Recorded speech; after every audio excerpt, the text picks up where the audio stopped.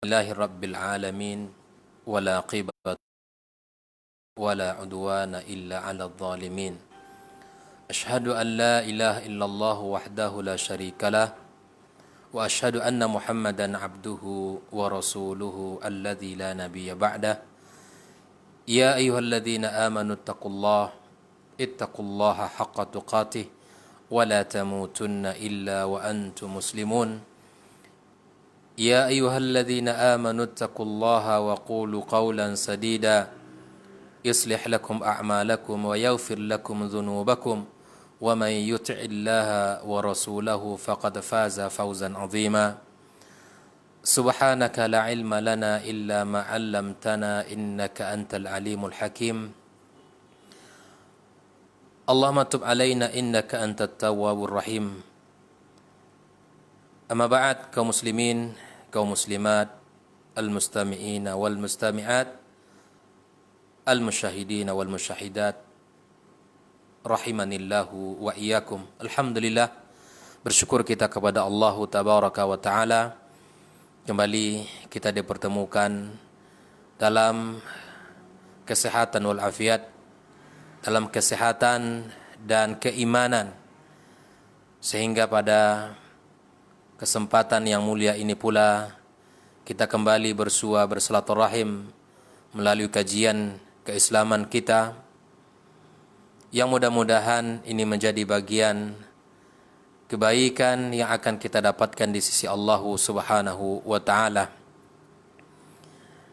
Setelah kita melaksanakan ibadah siyam 1 bulan penuh dengan qiyam dan seluruh kebaikan-kebaikan yang telah disyariatkan dalam agama kita, kita berharap Allah Subhanahu wa taala menerima dan menjadikan kebaikan di sisinya.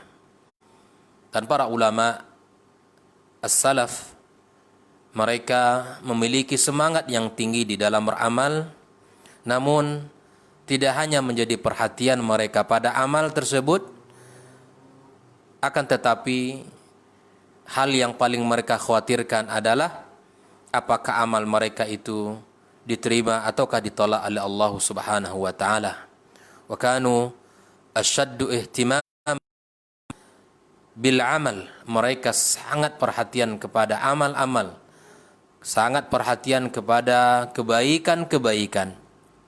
Namun perhatian mereka tidak sampai pada banyaknya amal, tetapi kekhawatiran mereka juga ada pada apakah amal itu ditolak ataukah diterima Allah Subhanahu wa taala. Fa nas'alullah tabaraka wa taala ayataqabbala minna wa minkum salihal a'mal.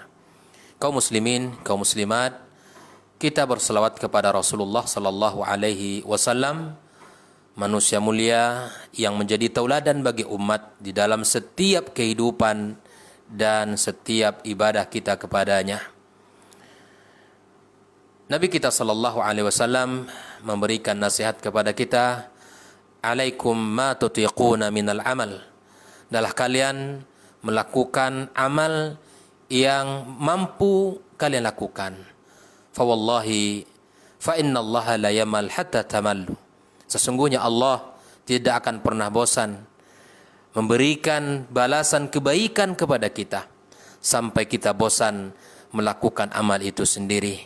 Maka Nabi SAW mengatakan, fa inna ahabbal a'mali ilallah, sesungguhnya amal yang paling dicintai Allah tabaraka wa ta'ala, madama alaihi sahibuh, yang selalu dikerjakan, yang selalu dijaga oleh hamba tersebut. Mudah-mudahan kita termasuk orang-orang yang istiqamah di dalam kebaikan, di dalam amal saleh, termasuk di dalam belajar ilmu agama. Kita telah mulai kebaikan-kebaikan ini, benih-benih kecintaan terhadap ilmu telah kita suburkan di bulan suci Ramadan. Maka mari kita lanjutkan sebagai bentuk kita orang-orang yang mencintai Allah, orang-orang yang mencintai Rasulullah sallallahu alaihi wasallam dan meniti jalannya dengan dipandu oleh ilmu yang bersumberkan kepada kitab Allah dan sunnah Rasulullah sallallahu alaihi wasallam, yang dipandu pula dengan pemahaman para salaful ummah. Ikhwani wa akhwati fid din, hafizakumullah. Mudah-mudahan Allah berikan taufik. Semoga Allah berikan taufik kepada kita semua untuk bisa mengisi hari-hari kita dengan ilmu yang bermanfaat insyaallah taala. Ikhwani wa akhwati fid din, hafizakumullah. Pagi ini kita akan memulai kajian perdana kita setelah Ramadan, dan insyaallah pembahasan yang akan kita sampaikan adalah at-tauhid di dalam Al-Quranul Karim. Islam sebagai agama yang lengkap dari segala sisi. Paling tidak mengandung 3 pokok ajaran di dalam Al-Quranul Karim. Aqidah, syariah, serta muamalah. Al-Quran sebagai kitab panduan yang Allah turunkan kepada kita, maka mengandung 3 unsur yang sangat komprehensif dan sangat relevan di setiap zaman dan masa. Di dalam masalah akidah atau dalam masalah tauhid, maka Al-Quran merupakan memiliki atau menempati kedudukan yang paling tertinggi. Karena Al-Quran merupakan kitab tauhid yang terbesar bagi umat Islam. Sebagaimana pula atau begitu pula dengan pembahasan akidah, dengan pembahasan muamalah dan pembahasan syariat. Maka Al-Quran merupakan kitab referensi utama yang terbesar di dalam pembahasan tersebut. Maka 3 unsur yang kita sebutkan tadi, akidah, muamalah, dan ahkam, maka itu semua termuat secara komprehensif, secara utuh, secara sempurna di dalam Al-Quranul Karim. Di dalam berbagai kitab ulama kita dapatkan bahwa sesungguhnya pembahasan tauhid dibagi kepada 3 bagian. Tauhid al-uluhiyah, tauhid ar-rububiyah, dan tauhid asma dan sifat. Nah, sebagai bentuk pembuktian bahwa Al-Quran merupakan kitab tauhid yang terbesar, maka ketiga unsur tersebut kita dapatkan di dalam surat pembuka dari Al-Quranul Karim, yaitu surat Al-Fatihah, dan begitu juga dengan penutup Al-Quranul Karim di dalam surat An-Nas. Mari kita lihat kaum muslimin, kaum muslimat, di dalam surat Al-Fatihah kita dapatkan Alhamdulillahi Rabbil Alamin. Ini kata Rabbul Alamin menunjukkan tauhidur rububiyah. Bahwa di dalam surat Al-Fatihah terdapat tauhid ar-rububiyah. Ar-Rahmanir Rahim menunjukkan tauhid asma dan sifat. Begitu pula Malik Yaumiddin. Kemudian pada ayat Iyyaka na'budu wa iyyaka nasta'in, ini merupakan tauhid al-uluhiyah. Kita lihat bahwa Al-Quran merupakan kitab terbesar dalam pembahasan tauhid. Maka dalam surat pembuka dari Al-Quranul Karim kita dapatkan 3 tauhid yang disebutkan oleh para ulama kita. Mari kita lihat pada akhir surat dari Al-Quranul Karim, yaitu surat An-Nas. Maka kita lihat Qul a'udzu birabbin nas, menunjukkan tauhid rububiyah. Malikin nas, ini juga merupakan tauhid asma dan sifat, yang mana Allah Maha Raja. Ilahin nas menunjukkan tauhid al-uluhiyah. Maka begitulah Al-Quranul Karim hadir memberikan kepada kita ilmu yang bermanfaat, mengokohkan jalan kita, menerangi kehidupan kita. Maka mari kita pelajari Al-Quranul Karim sebagai sumber utama tentang tauhid kepada Allah Subhanahu wa taala. Kaum muslimin, kaum muslimat rahimakumullah. Yang pertama, mari kita lihat bahwa tauhid merupakan sebab diciptakannya jin dan manusia oleh Allah Subhanahu wa taala. Yang pertama, kita akan lihat dulu kelebihan fadlut tauhid di dalam Al-Quranul Karim, keutamaan tauhid itu di dalam Al-Quranul Karim. Maka kita dapati yang pertama adalah tauhid merupakan sebab diciptakannya manusia, jin dan manusia oleh Allah Subhanahu wa taala. Karena sesungguhnya tauhid kepada Allah merupakan a'zamu amal, Tauhid adalah amal yang sangat agung di sisi Allah Azza wa Jalla. Wa ashraf al-muhim, dan semulia-mulia keinginan dan cita-cita. Wa huwa sabab, dan dia merupakan sebab alladzi khalaqallahu Azza wa Jalla min ajlihi al-ins wal jin. Allah ciptakan jin dan manusia, kaum muslimin, kaum muslimat. Tujuan utamanya adalah untuk mengesahkan Allah, untuk mentauhidkan Allah Azza wa Jalla. Allah ciptakan jin dan manusia bukan untuk berpoya-poya, bukan untuk perkara yang sia-sia. Tetapi Allah tegaskan di dalam Al-Quranul Karim bahwa Allah ciptakan jin dan manusia adalah untuk mentauhidkan Allah Tabaraka wa Ta'ala. Mana dalilnya? Al-Quran surat Az-Zariyat ayat 56. Allah Ta'ala berfirman, وَمَا خَلَقْتُ الْجِنَّ وَالْإِنسَ إِلَّا لِيَعْبُدُونَ. Tidaklah kuciptakan jin dan manusia kecuali untuk menyembah kepada Allah. Para ulama tafsir menyebutkan liya'budun ay liyuwahidun, agar kita semua mengesahkan Allah, mentauhidkan Allah, memurnikan penghambaan kita kepadanya. Al-Imam Al-Qurtubi rahimallahu ta'ala menyebutkan faja'a bil labzil umum wa ma'nahul khusus. Allah menyebutkan lafaznya umum, tetapi maksudnya adalah kekhususan dari lafaz tersebut. Apa dia? Wa ma khalaqtu ahlas sa'adati minal jinni wal insi illa liwahidun. Tidaklah aku ciptakan orang-orang yang bahagia dari golongan jin dan manusia adalah kecuali untuk mentauhidkan Allah Subhanahu wa Ta'ala. Maka di antara keutamaan tauhid di dalam Al-Quranul Karim adalah sebab diciptakan jin dan manusia oleh Allah Subhanahu wa Ta'ala.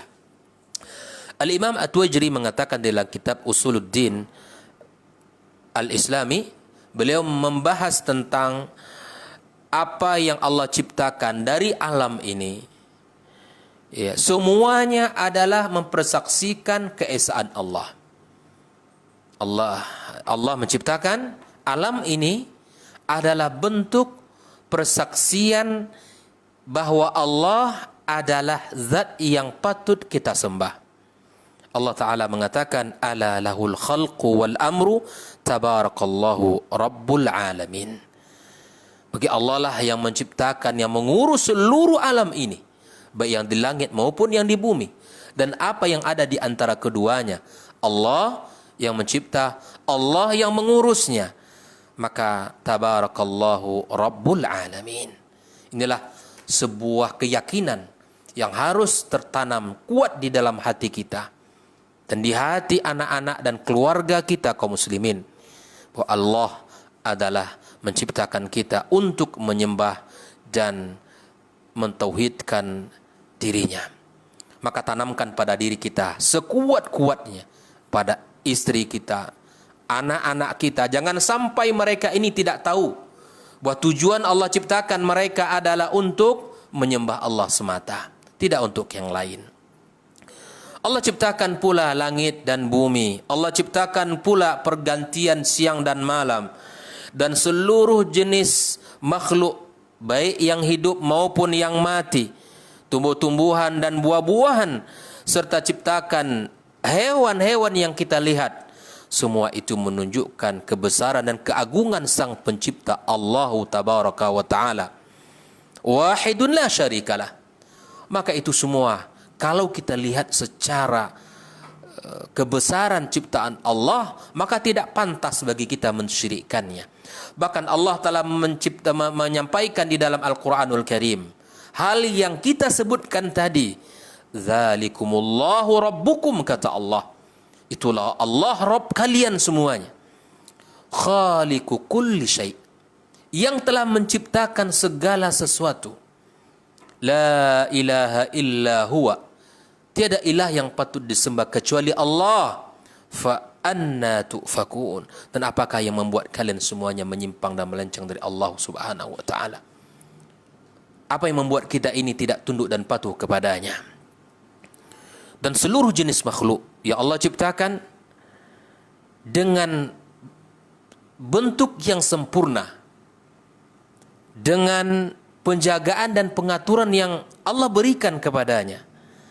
Semua itu sekali lagi adalah menunjukkan kebesaran dan keagungan Allah Subhanahu wa taala, sebagaimana dalam surat Az-Zumar Allah katakan, Allahu khaliqu kulli syai', Allahu khaliqu kulli syai' wa huwa ala kulli syai'in wakil. Allah yang telah menciptakan segala sesuatu, dan Allah adalah sebaik-baik wakil bagi setiap segala sesuatu itu. Maka Allah adalah wakil kita, maka sandarkan segala harapan dan permohonan kita hanya kepadanya. Kaum muslimin, kaum muslimat, hadirin hadirat, kalau kita lihat pula di dalam sunnah Nabi sallallahu alaihi wasallam, ternyata tauhid merupakan haknya Allah tabaraka wa taala. Tauhid merupakan haknya Allah, sebagaimana di dalam hadis yang disebutkan oleh Nabi kita sallallahu alaihi wasallam dari Muadz ibn Jabal radhiyallahu taala anhu, maka Nabi sallallahu alaihi wasallam bertanya kepadanya, dan ini merupakan metode pendidikan Nabi alaihi salatu wasallam kepada para sahabat. Tidak hanya memberikan keterangan secara langsung, menjelaskan ayat-ayat Al-Quran atau hadisnya, namun di antara metode penyampaian Nabi sallallahu alaihi wasallam berupa pertanyaan yang diajukan kepada para sahabat. Tidak sedikit hadis yang kita temukan seperti ini. Sebagai syahidnya adalah dalam hadis Muadz ini, maka Nabi sallallahu alaihi wasallam bertanya, "Ya Muadz, tadri ma haqqullahi 'alal ibad wa ma haqqul ibadi 'ala Allah?" Tahukah kamu apa hak Allah atas hambanya dan apa hak hamba atas Allah? Qala qultu Allahu wa rasuluhu a'lam. Maka Muadz berkata, Allah dan Rasulnya yang maha tahu. Ini merupakan adab seseorang ketika ditanya perkara agama dan kita tidak mumpuni di dalam hal tersebut, maka cukup kita mengatakan Allahu wa rasuluhu a'lam atau Allahu a'lam. Kita katakan Allah yang maha tahu. Maka ini tauladan dari para ulama kita tentang perkara ini, kaum muslimin. Ketika Imam Malik ditanya dengan puluhan pertanyaan, cukup dia menjawab beberapa saja dari sekian pertanyaan yang diajukan. Dia mengatakan Allahu a'lam. Padahal laki-laki itu datang dari tempat yang jauh sengaja untuk mengajukan ilmu pertanyaan kepada Imam Malik, karena keilmuan yang sangat terkenal di santero dunia ketika itu. Namun seorang ulama yang rabbani, akhlak yang luar biasa, memiliki iman dan takwa yang sangat tinggi dan tawadu yang luar biasa, maka dia mengatakan Allahu a'lam. Lihat betapa ketawaduan seorang alim memberikan contoh tauladan kepada kita. Maka kemudian Nabi sallallahu alaihi wasallam menyebutkan, fa inna haqqallahi 'alal ibad ay ya'budullaha wa la yusyriku bihi syai'a. Adapun hak Allah atas hambanya adalah di mana hamba-hamba tersebut menyembahnya dan tidak mensyirikkannya dengan satu apapun. Ini hak Allah, kaum muslimin. Penuhilah hak Allah tersebut. Apa hak Allah? Dengan cara memberikan ibadah kita kepadanya tanpa menduakan Allah dengan yang lainnya. Wa haqqul ibadi 'ala Allah azza wa jalla. Adapun hak seorang hamba atas Allah, setelah kita menunaikan hak kita, hak Allah, kemudian tentu ada hak yang kita miliki pula atas Allah. Maka Nabi menjelaskan, alla yu'adziba man la yusyriku bihi syai'a. Hak kita, Allah tidak akan mengazab kita, tidak akan menghukum kita manakala kita tidak mensyirikkannya dengan satu apapun. Maka itu mari kita jaga hak Allah kalau kita ingin hak kita diberikan Allah kepada kita. Qala qultu ya Rasulullah, afala ubashshirun nas? Wahai Rasulullah, bolehkah aku kabari manusia dengan kabar gembira ini? Qala la tubashshiruhum fayattakilu. Jangan kabari dulu manusia, jangan kabari dulu mereka.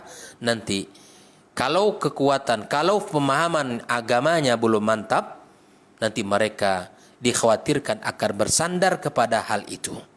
Mereka akan mereka khawatir akan hal ini, Kalau seandainya dengan melakukan itu maka mereka cukup saja dengan perkara ini. Maka kemudian Nabi SAW memberikan kepada Muaz untuk menunda menyampaikan hadis ini kepada kaum muslimin. Maka dapat kita ambil pelajaran dari hadis tersebut bahwa sesungguhnya merupakan tauhid adalah hak Allah Azza wa Jalla, ya, yang sangat agung, yang sangat mulia, yang patut kita berikan, yang patut kita tunaikan, yang patut kita segerakan, yang patut kita utamakan dalam kehidupan kita. Makanya mempelajari tauhid merupakan amalan yang sangat mulia, merupakan cita-cita yang sangat tinggi dan kemuliaan yang sangat luar biasa di sisi Allah Subhanahu wa taala. Ikhwani wa akhwati fid din, hafizakumullah. Nah, tauhid ini tentu memiliki syarat-syarat.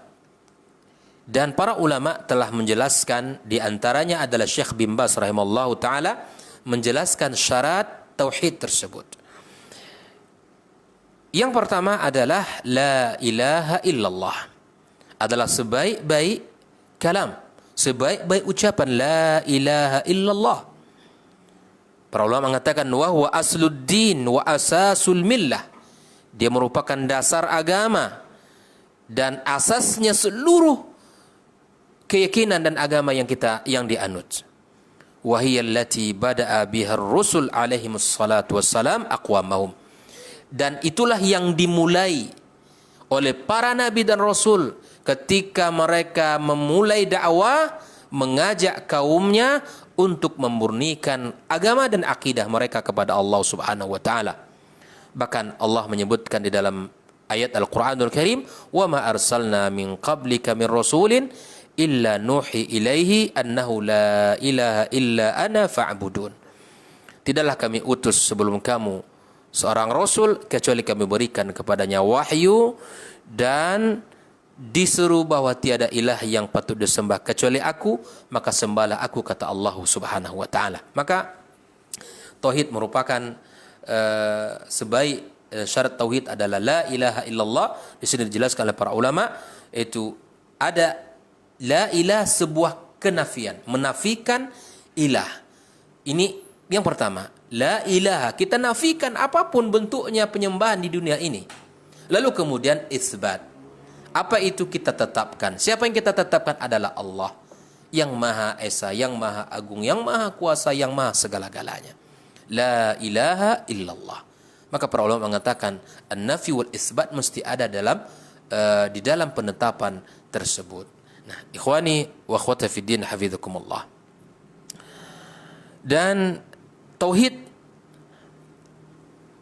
yang menjadi keutamaan dan kelebihan di dalam Al-Quranul Karim disebutkan Allah Tabaraka wa Ta'ala adalah merupakan risalahnya para nabi dan rasul alaihimus salatu wassalam.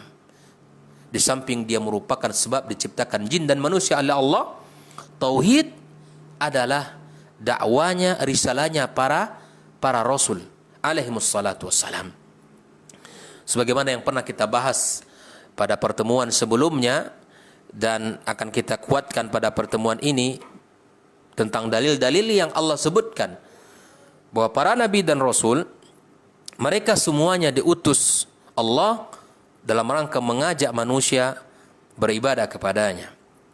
Allah Ta'ala katakan di dalam ayatnya, وَلَقَدْ بَعَثْنَا فِي كُلِّ أُمَّةٍ رَسُولًا. Telah kami utus pada setiap umat seorang rasul. Tugasnya apa kaum muslimin, kaum muslimat? Ani'budullaha wajtanibut taghut. Mengajak kaumnya agar menyembah Allah, agar mentauhidkan Allah dan menjauhkan yang namanya taghut. Sesembahan selain Allah itu disebut taghut. Sesembahan selain Allah disebut taghut kaum muslimin. Apa saja bentuknya, berupa manusia, makhluk mati, benda mati, patung, hewan, apapun jenisnya selain Allah, maka disebut dengan at-taghut. Dan ternyata tidak hanya kita diajak Allah oleh para nabi dan rasul untuk menyembah Allah, namun sikap yang betul adalah kita menjauhkan kesyirikan. Jadi jangan hanya kita sebagai muslim beriman kepada Allah dan Rasul, kemudian kita salat, kita puasa bulan Ramadan, kita haji, kita bayar zakat, tetapi kita kesampingkan penyembahan, kesampingkan kesyirikan. Ini tidak benar. Maka Islam mengajak kepada memurnikan akidah kita serta kita meninggalkan segala bentuk.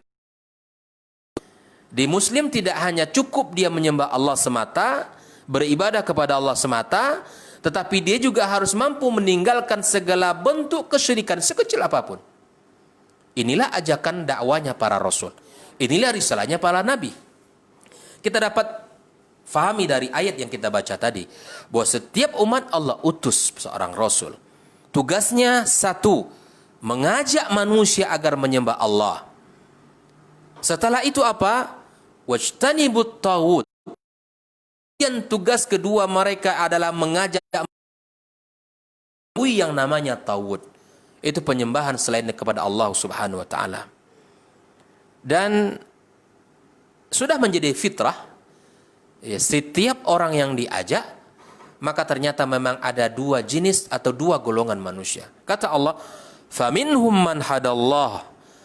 Ada yang diajak tersebut mendapatkan hidayah, diberikan petunjuk, kokoh di dalam tauhidnya, kokoh di dalam agamanya, memurnikan akidah hanya kepada Allah Azza wa Jalla. Wa minhum man haqqat alaihi dhalalah. Ternyata ada pula orang-orang yang selalu berada pada kesesatan. Orang-orang yang tidak berpegang kepada akidah yang benar. Maka apa kata Allah pesannya kepada kita kaum muslimin? Fasiru fil ardi, hendaklah kalian lihat di muka bumi ini. Berjalanlah kalian di muka bumi ini.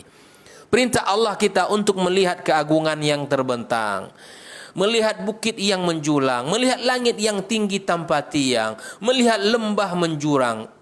Itu semua adalah kekuasaan dan kehebatan Allah. Fasiru fil ardi. Lihatlah tanda-tanda kebesaran Allah di muka bumi ini. Lihatlah kebesaran Allah. Fanzuru, kata Allah, kaifa kana akibatul mukadzibin. Dan lihat pula lah akibat buruk bagi orang-orang yang mendustakan agama ini. Kita ini umat yang sudah hadir di akhir zaman. Telah berlalu umat-umat sebelum kita kaum muslimin, kaum muslimat. Bahkan ada yang Allah kekalkan hari ini sebagai bentuk tanda kebesaran Allah untuk kita. Umat sebelum kita banyak sudah peristiwa yang telah kita lihat dan bahkan kita dengar. Tapi itu jangan kita jadikan hanya peristiwa yang tidak bermakna dalam kehidupan kita. Ambillah hikmah di balik setiap peristiwa itu. Ini bukankah ini pesan Allah kepada kita? Makanya mukmin itu dia berjalan di muka bumi melihat akibat-akibat buruk terhadap orang-orang yang menentang Allah, dan itu adalah pelajaran mahal dari Allah untuk kita semuanya. Rahimakumullah. Maka ayat yang lain yang berbicara tentang risalah para nabi dan rasul adalah ayat yang kita bacakan tadi. Wa ma arsalna min qablika min rasulin, tidaklah kami utus sebelum kamu seorang rasul illa nuhi ilaihi, kecuali kami berikan wahyu kepadanya. Annahu la ilaha illa ana fa'budun, tiada ilah yang paling berhak disembah kecuali aku, maka sembahlah aku, kata Allah Subhanahu wa taala. Dan sudah kita bahas juga beberapa bentuk metode Al-Qur'anul Karim tentang bagaimana dakwah para nabi secara umum dan juga dakwah para nabi secara khusus. Mungkin baik pula untuk kita sampaikan sedikit pada pertemuan sebelumnya, seperti yang kita sebutkan contoh dalam dakwah kaum Hud kepada kaumnya, wa ila adin akhahum huda. Lihatlah ketika Allah mengutus Hud kepada kaum Hud, wa ila adin akhahum huda. Lihatlah ya bagaimana Allah mengutus Allah Nabi Hud ya kepada kaumnya. Qala ya qaumi i'budullaha ma lakum min ilahin ghairuhu afala tattaqun. Ungkapan dia kepada kaumnya, adalah seruan menyembah Allah Azza wa Jalla wa tidak ilah selainnya, dan tidaklah kalian bertakwa kepada Allah Subhanahu wa taala. Dan sudah banyak ayat juga kita bahas tentang ini, bagaimana dakwah secara rinci para nabi dan rasul. Mereka ini mendakwakan tauhid, mengajak beriman kepada Allah, serta memalingkan perbuatan-perbuatan yang dibenci Allah, di antaranya kesyirikan. Seperti Ibrahim juga mengatakan, wa Ibrahim idh qala liqaumih, ketika Ibrahim berkata kepada kaumnya, ya, wa'budullaha wattaquh, sembahlah Allah dan tauhidkanlah Allah dan bertakwalah kepadanya. Dzalikum khairul lakum in kuntum ta'lamun, dan itu lebih baik bagi kalian jika kalian mengetahui apa yang diseru tersebut. Nah, ikhwani wa akhwati fiddin hafizakumullah. Itu yang kedua. Dia keutamaan tauhid adalah risalahnya para nabi dan rasul alaihi wassalatu wassalam. Yang ketiga, tauhid merupakan asas. Tauhid merupakan agama Islam ini. Agama ini sebuah bangunan yang kokoh, yang tinggi. Maka dasarnya adalah tauhid kepada Allah Subhanahu wa taala. Wa huwa ad-din alladhi syara'a Allahu al-azizul hakim li'ibadihi. Dia adalah agama yang telah Allah syariatkan bagi hamba-hambanya.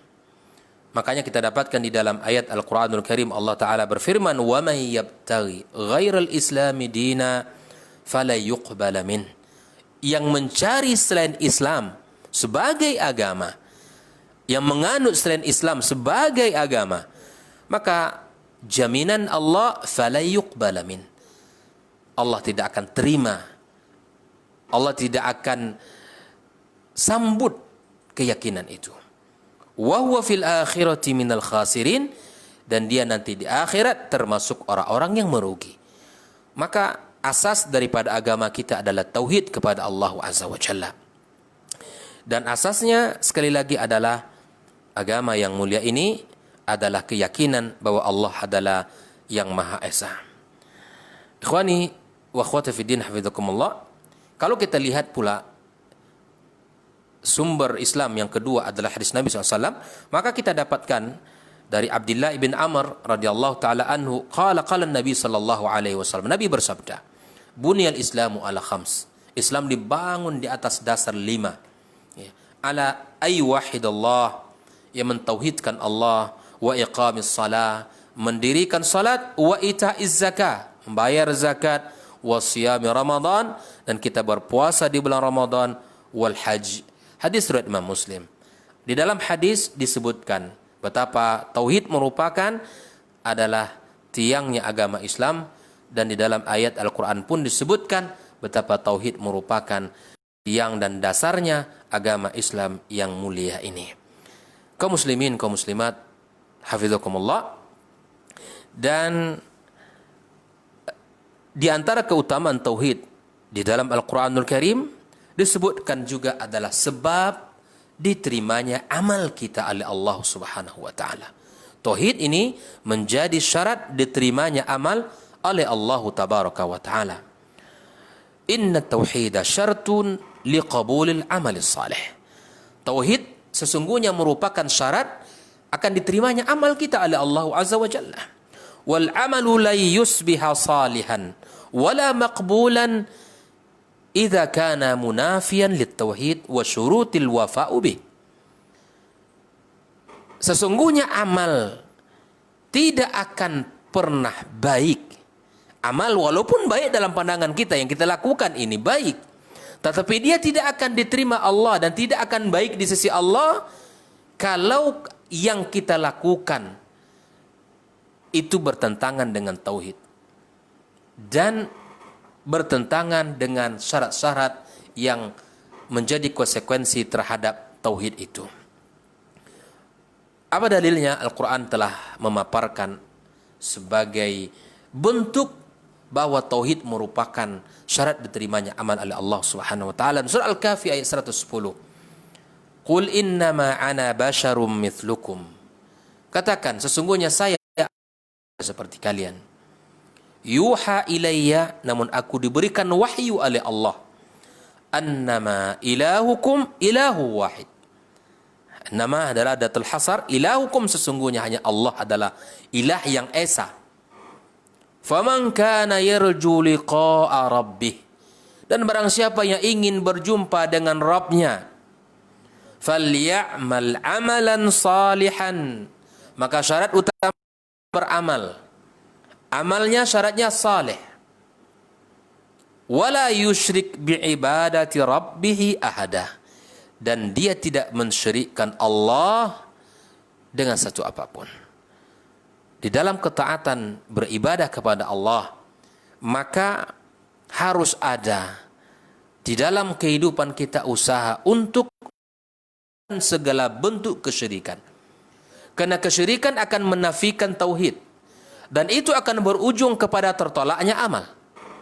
Kalau kita ingin musliman, amal kita ini menjadi utuh di sisi Allah, mendapatkan ganjaran di sisinya, akan dijadikan sebagai kebaikan di sisinya, maka syaratnya adalah harus menjauhi yang namanya kesyirikan. Harus meninggalkan kesyirikan. Meninggalkan segala bentuk kesyirikan-kesyirikan di dalam kehidupan kita. Oleh itu kaum muslimin, kaum muslimat, di antara keutamaan tauhid itu adalah sebab diterimanya amal kita oleh Allah Subhanahu wa taala. Di dalam Al-Qur'anul Karim Allah juga jelaskan di dalam banyak ayat bahwa ternyata orang-orang yang terperdaya di dunia ini, orang-orang yang tertipu, yang semangat beribadah kepada Allah, namun mereka tidak membersihkan tauhid. Apa kata Allah di hari kiamat kelak? Wa qadimna ila ma 'amilu min 'amalin.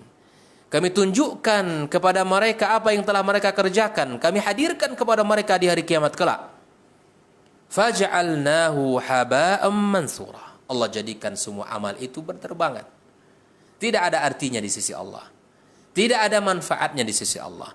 Tidak ada gunanya di sisi Allah Azza wa Jalla. Karena Anda di saat beribadah kepada Allah, Anda mensyirikkannya.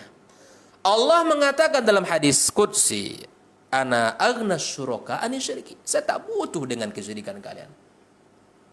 Dan barang siapa yang mensyirikkan aku, kata Allah, taraktuhu wa syirkah. Aku tinggalkan dia dan kesyirikannya. Oleh itu kaum muslimin, tugas utama kita sebagai orang tua di dalam mendidik dan mengawal anak-anak kita, maka yakinkan perjuangan kita itu yang utamakan adalah menanamkan tauhid kepada anak-anak kita. Mengajari tauhid kepada mereka. Para pendidik, para guru, di pundak antum ada tanggung jawab mulia membimbing mereka, anak murid-murid kita, kepada pemurnian akidah kita, mengenalkan mereka kepada Allah, dan mengajak mereka untuk meninggalkan kesyirikan-kesyirikan. Di dalam tafsir Ibnu Katsir dijelaskan ayat yang kita bacakan tadi, wa qadimna ila ma amilu min amalin, ya, faj'alnahu haba'an mansura. Kapan ini? Al-Imam Ibnu Katsir menjelaskan hadza yaumul qiyamah. Dan ini akan terjadi di hari kiamat kelak. Hina yuhasibullahu ta'ala al-ibad ala ma amiluhu min khairin wa syarr. Ketika Allah menghitung segala amal hamba, baik amal berupa kebaikan maupun keburukan yang telah dilakukan di dunia ini. Fa akhbarallahu subhanahu wa ta'ala, bahwa Allah mengabarinya, annahu la yatahassal li haula'il musyrikina minal a'mal. Orang-orang musyriki itu tidak mendapatkan nilai sedikit pun dari amal mereka. Allati dhannu annaha manjat, yang mereka mengira bahwa amal itu menyelamatkan mereka. Ya Allah, tertipu mereka, terpedaya. Orang-orang musyrik itu terpedaya bahwa mereka mengira amal itu akan menyelamatkan mereka dari azab Allah. Wa dzalika li'annaha faqidat asy-syart asy-syar'i, karena telah hilangnya syarat syar'i. Gitu ya. Syarat syar'i itu apa tadi? Al-ikhlas fiha, ya, syarat keikhlasan di dalam beramal, wal mutaba'ah li syar'illahi tabaraka wa ta'ala. Itu mutaba'ah, mengikut apa yang telah dicontohkan Nabi kita sallallahu alaihi wasallam. Fa kullu amalin la yakunu khalisan wa 'ala syari'atil mughdiyah fa huwa batil. Fa'amalul kufar la takhlu min wahidin min hadaini. Maka itu kaum muslimin, kaum muslimat, setiap amal tidak menjadi baik dan tidak akan diridhai Allah Azza wa Jalla manakala tidak dipenuhi dua syarat yang telah kita sampaikan tadi. Ikhlaskan diri kita kepada Allah di dalam beramal. Tentunya mengikhlaskan ini tanpa ada unsur-unsur yang lain. Dan yang kedua, mutaba'at an-Nabi sallallahu alaihi wasallam. Mutaba'ah, mengikut apa yang telah dicontohkan Nabi kita alaihi salatu wasallam. Maka kata Imam Ibnu Katsir, amal orang-orang kafir tidak terlepas salah satu dari dua ini. Bahkan mungkin berkumpul kedua-duanya.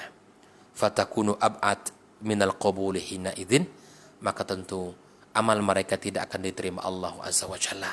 Tidak mengikut Nabi dan tidak pula ada keikhlasan di dalam beramal tersebut. Maka apa kata Allah?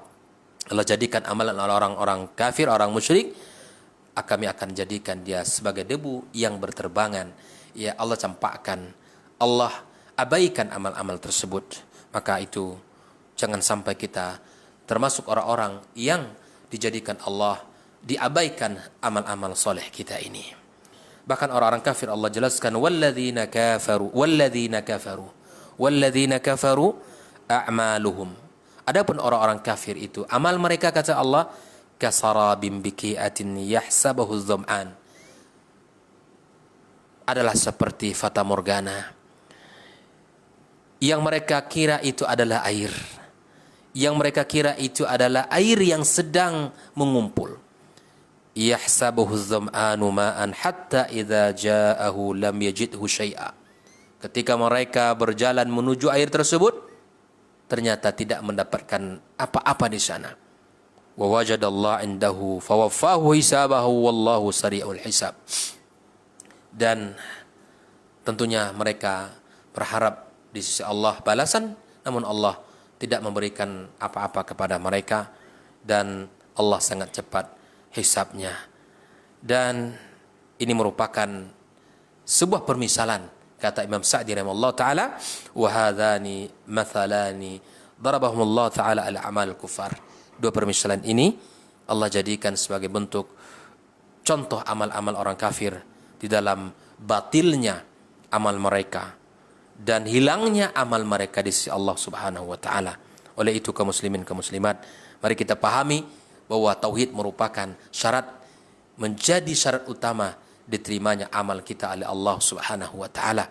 Jangan sampai amal kita berguguran dikarenakan perbuatan kesyirikan yang selalu dilakukan dalam kehidupan ini. Ikhwani wa akhwati fi din, hafizakumullah. Di dalam hadis Nabi sallallahu alaihi wasallam, Ummul Mukminin Aisyah radhiyallahu taala anha berkata, "Ya Rasulullah, Ibnu Jud'ana kana fil jahiliyati yasilur rahim wa yut'imut miskin. Fa hal dzaka nafi'uhu?" Ibnu Jud'an itu di zaman jahiliyah adalah orang yang sangat suka silaturahim, kata Aisyah kepada Rasulullah bertanya, dan suka memberikan makan kepada orang miskin. Apakah ada manfaat bagi dia nanti? Ini orang-orang kafir, orang-orang musyrik hari ini kita dapatkan juga betapa mereka sangat dermawan di dalam memberikan bantuan kepada orang-orang yang membutuhkan di sekelilingnya. Rasa hati itu terpanggil.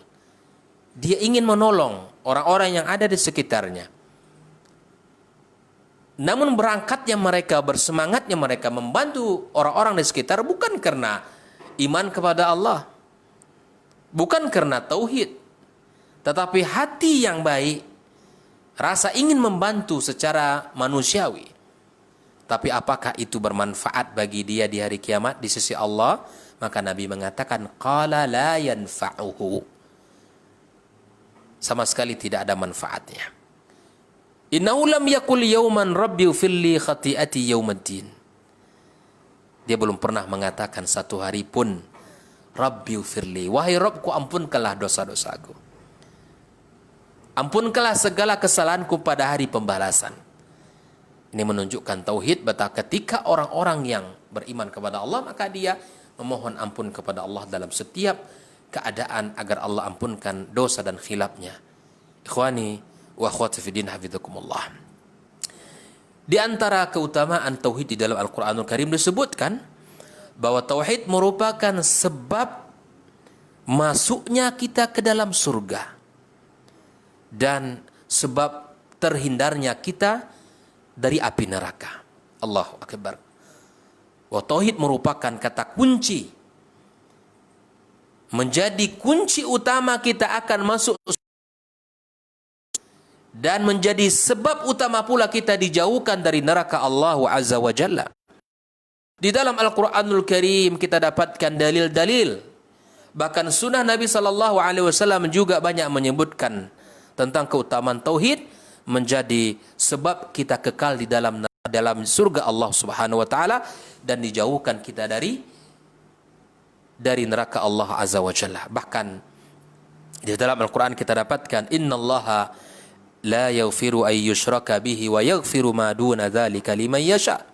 Allah akan mengampunkan dosa selain dosa syirik. Dan Allah tidak mengampunkan dosa kesyirikan dan akan mengampunkan selain dosa syirik. Liman yasha, bagi orang yang dikehendakinya. Wa may yusyrik billahi faqad iftara itsman azim. Yang mensyirikkan Allah melakukan dosa yang besar di sisi Allah Azza wa Jalla. Allah juga katakan innallaha la yaghfiru ay yushraka bihi wa yaghfiru ma duna dzalika liman yasha. Wa may yusyrik billah, yang mensyirikkan Allah faqad dhalla dhalalan ba'ida, telah sesat dengan sesat yang jauh sekali, sangat jauh kesesatannya. Di kesyirikan itu adalah dosa besar di sisi Allah dan kesyirikan itu merupakan kesesatan yang sangat nyata dan sangat jauh dari kebenaran. Maka itu mari kita pelajari tauhid agar kita bisa masuk ke dalam surga Allah. Dan andai ada di antara kaum muslimin yang masuk ke dalam neraka Allah, maka Allah akan angkat dan Allah akan masukkan ke dalam surga Allah Subhanahu wa taala. Ikhwani wa akhwati fi din, hafizakumullah. Kalau kita lihat pembahasan keutamaan tauhid di dalam Al-Qur'anul Karim dan ditambah dengan hadis-hadis Nabi sallallahu alaihi wasallam, maka kita akan banyak menemukan betapa hadis-hadis itu mengokohkan apa yang telah Allah sampaikan di dalam Al-Qur'anul Karim. Seperti sebuah hadis riwayat Imam Tirmidzi di dalam kitab sunannya dari Anas ibn Malik radhiyallahu taala an, qala an-nabi sallallahu alaihi wasallam, qala Allah tabaraka wa taala, Allah berfirman mengatakan dalam hadis qudsinya, ya ibna Adam, wahai anak manusia, wahai anak Adam, innaka ma da'awtani wa rajautani ghafartu laka ala ma kana fika wala ubali. Wahai anak Adam, sesungguhnya engkau selama memohon kepadaku, selama berharap kepadaku, aku ampunkan dosa-dosamu. Aku tidak peduli, kata Allah, aku tidak peduli apa yang telah engkau lakukan. Ya ibna Adam, lau balagat dhunubuka ananas sama. Wahai anak Adam, andai dosa-dosamu sampai setinggi langit, sumastaghfartani, kemudian engkau minta ampun kepada aku, ghafartu laka wala ubali, aku ampunkan dosa-dosamu, aku tidak peduli dengan apa yang telah kau lakukan. Ya ibna Adam, wahai anak Adam, innaka law ataitani biqurabil ardi khataya, andai engkau datang di hari kiamat nanti dengan dosa sepenuh bumi ini, thumma laqitani, ini syaratnya kaum muslimin, engkau jumpa kepadaku, la tusyrik bi syai'a, engkau tidak mensyirikkan aku dengan satu apapun, la ataituka biqirabiha maghfiratan, sungguh aku datang kepadamu dengan ampunan sepenuh bumi pula. Syarat utamanya apa kaum muslimin, kaum muslimat? Adalah tauhid yang benar, mengesahkan Allah dan menjauhi segala bentuk kesyirikan-kesyirikan. Kemudian hadis Abdullah bin Mas'ud radhiyallahu taala anhu qala Rasulullah sallallahu alaihi wasallam, hadis dari Imam Bukhari dan Muslim, man mata yusyriku billahi syai'a dakhala an-nar, yang meninggal dalam keadaan mensyirikkan Allah, maka dia akan masuk ke dalam neraka. Di dalam hadis Jabir bin Abdullah radhiyallahu taala anhu qala atan Nabiy sallallahu alaihi wasallam rajulun, ada seorang laki-laki yang datang kepada Rasulullah, faqala ya Rasulullah, maka dia berkata, wahai Rasulullah, mal mujibatan, apakah dua hal yang mewajibkan? Faqala man mata la yusyrik billahi syai'a dakhala jannah, barang siapa yang mati dan tidak mensyirikkan Allah, maka dia akan wajib masuk surga. Wa man mata yusyrik billahi syai'a, yang meninggal dunia kemudian dia dalam keadaan mensyirikkan Allah, dakhalan nar, maka dia wajib untuk masuk neraka Allah. Hadis riwayat Imam Muslim. Semoga Allah Subhanahu wa taala menjaga kita dan keluarga kita dari segala bentuk kesyirikan dan segala bentuk kezaliman yang dibenci Allah Subhanahu wa taala, dan semoga kita bisa memahami keutamaan tauhid yang telah Allah sebutkan di dalam Al-Qur'anul Karim dan di dalam sunnah Rasulullah sallallahu alaihi wasallam. Barakallahu fikum. Jazakallahu khairan untuk materi kita di kesempatan hari ini, mudah-mudahan bisa bermanfaat untuk yang sudah menyimak dari awal. Untuk selanjutnya seperti biasa di waktu yang tersisa, silakan teman-teman yang ingin bertanya di telepon 812-7333-5531 melalui telepon ataupun pesan singkat di nomor yang sama. Sambil kita menunggu telepon untuk waktu yang tersisa, kita coba jawab. Ada beberapa pertanyaan yang sudah masuk. Assalamualaikum warahmatullahi wabarakatuh, Ustaz. Waalaikumsalam warahmatullahi wabarakatuh. Saya ingin bertanya, Ustaz, jika Allah tidak diuntungkan dalam ibadah kita, apa sebenarnya fungsi atau guna kita menyembah atau beribadah kepada Allah Subhanahu wa taala? Mohon penjelasannya, Ustaz. Jazakallahu khairan. Naam, akhi fillah, tujuan kita beribadah kepada Allah Azza wa Jalla adalah untuk memurnikannya, untuk taat kepadanya. Karena kita harus paham terlebih dahulu, Allah adalah Khalik dan kita adalah makhluk. Dan makhluk mestilah tunduk kepada Khalik.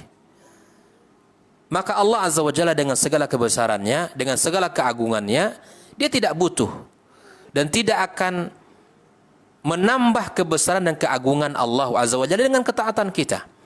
Bahkan Anda ketika tidak mentaatinya pun, Allah tidak akan pernah hina dan tidak akan berkurang kerajaannya.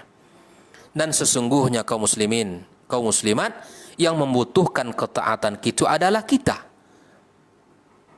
Dan unsur yang terpenting dalam diri manusia itu adalah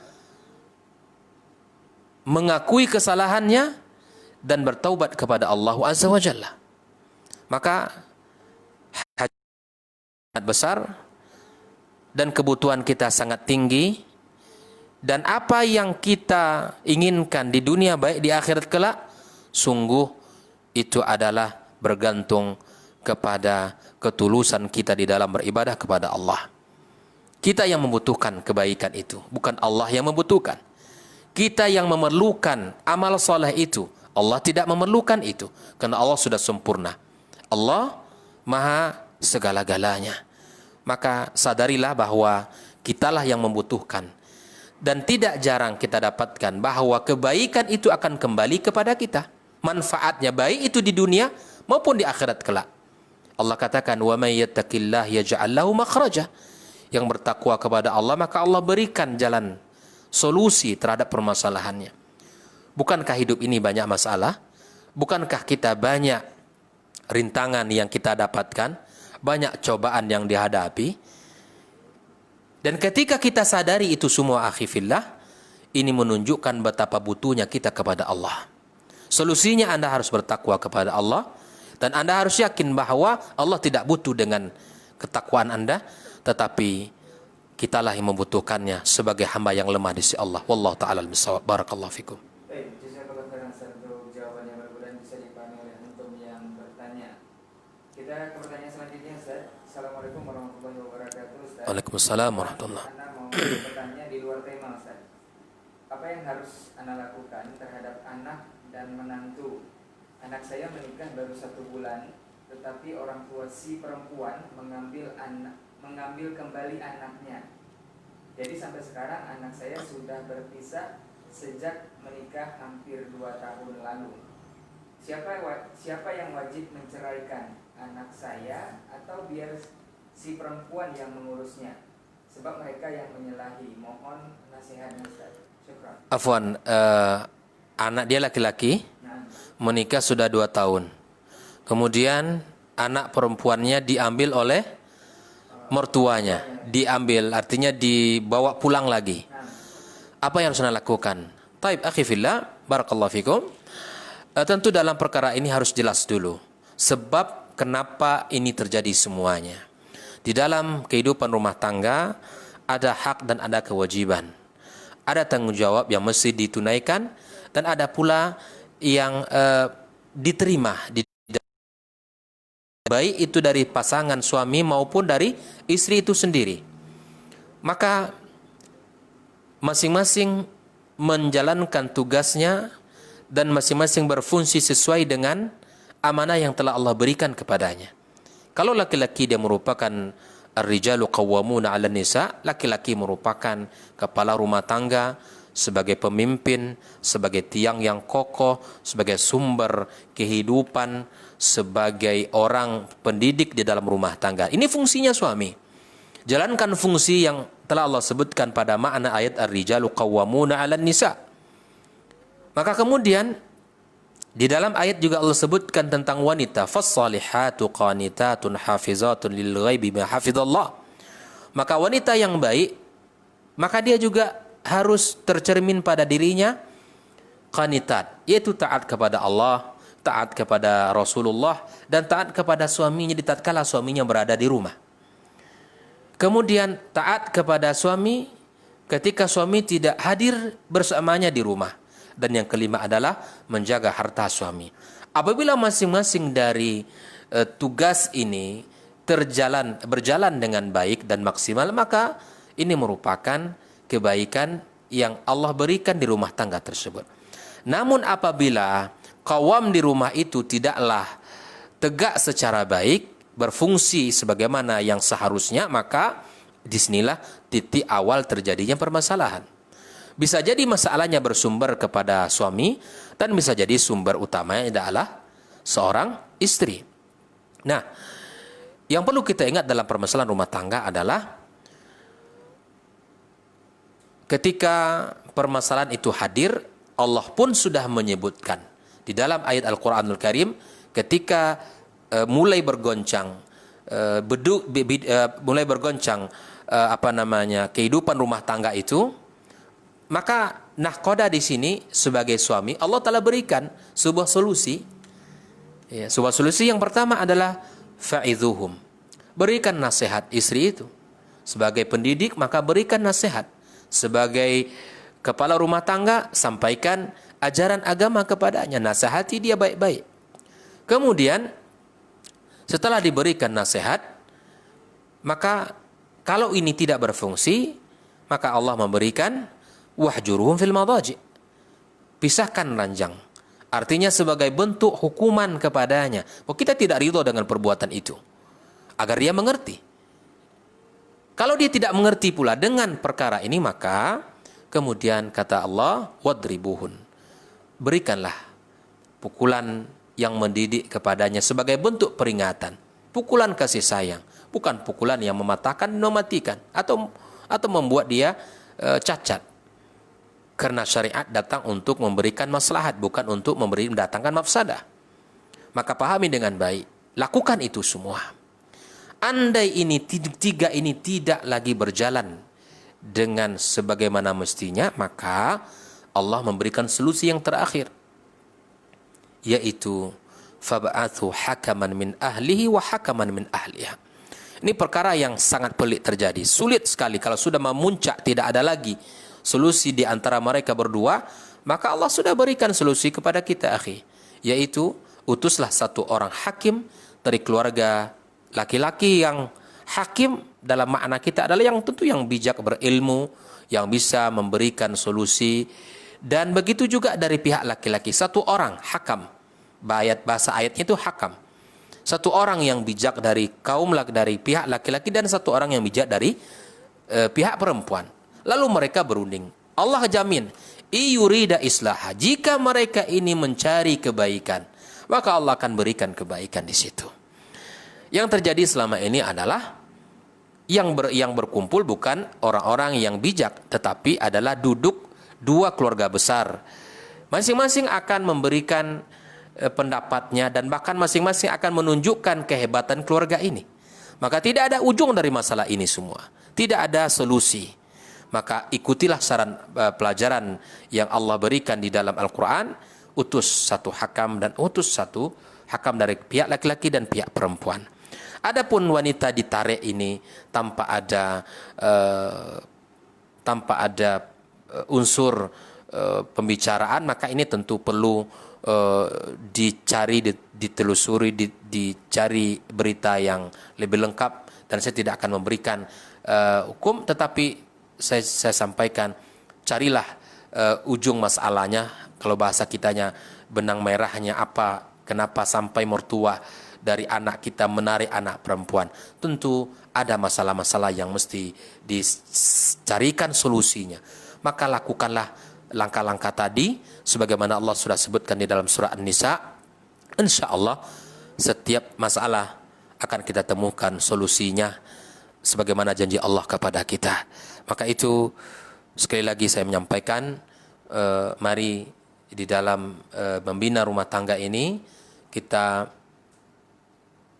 membekali diri, kita mempelajari agama yang baik sehingga kebaikan itu kita rasakan dalam rumah tangga dan terjauh dari perbuatan yang tidak kita inginkan dalam perjalanan rumah tangga tersebut. Wallahu ta'ala alam bisawab.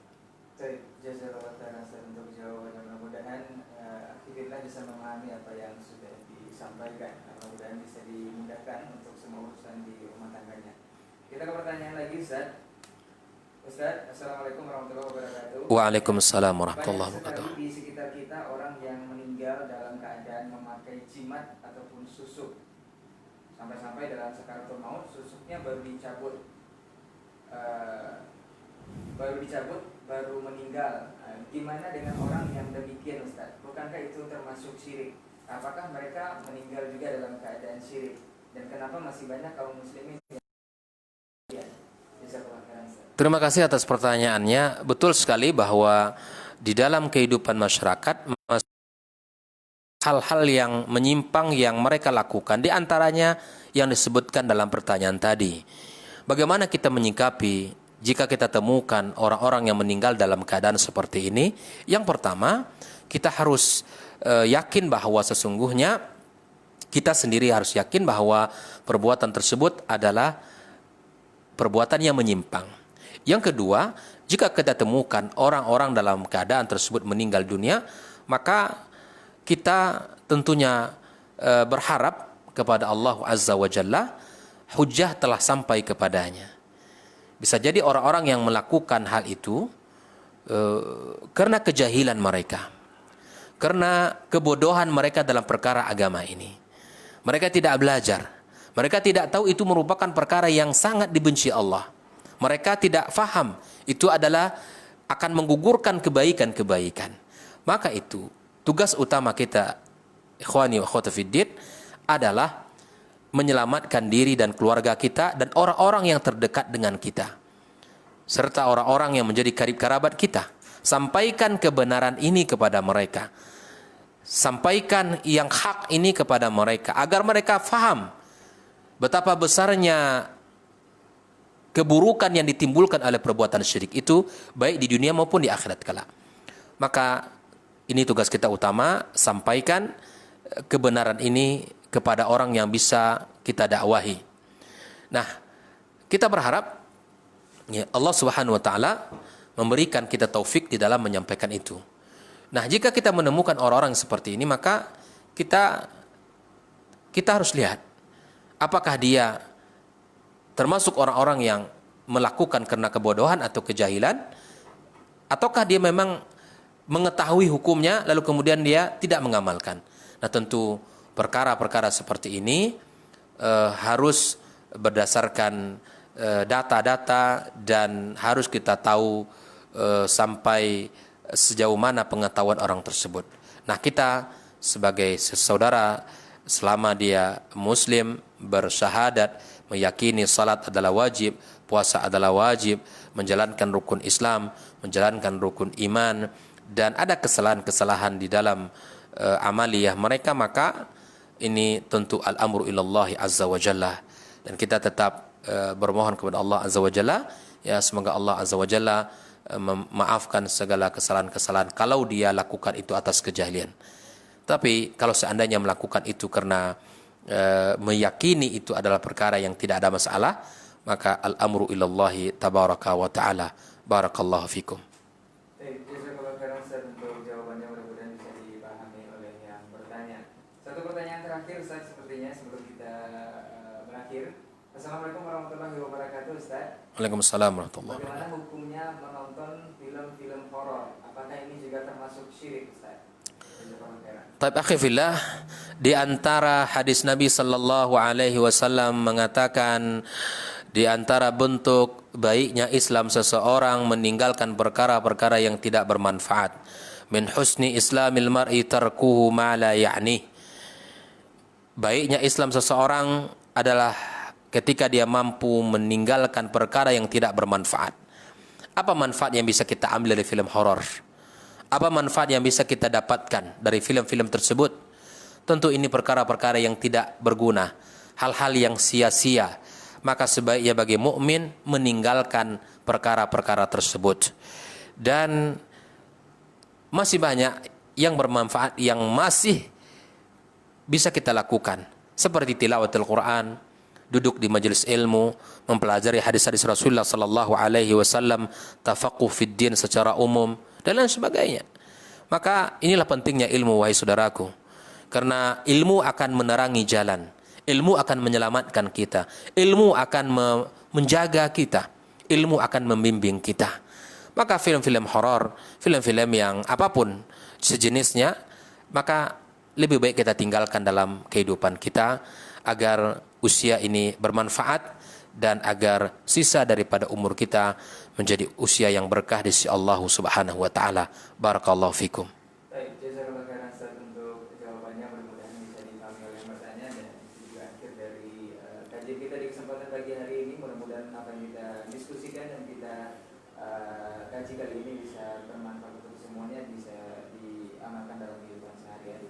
Bapak, untuk sama salah keterangan bicara, jazakumullah khairan untuk teman-teman yang sudah bertanya melalui telepon ataupun pesan singkat di WhatsApp di 0812 73 33 5531, dan yang sudah menyaksikan lewat live streaming di laman Facebook Radio Rawani 91,1 FM dan juga di akun pribadi Ustaz dan Kampak Mengaji.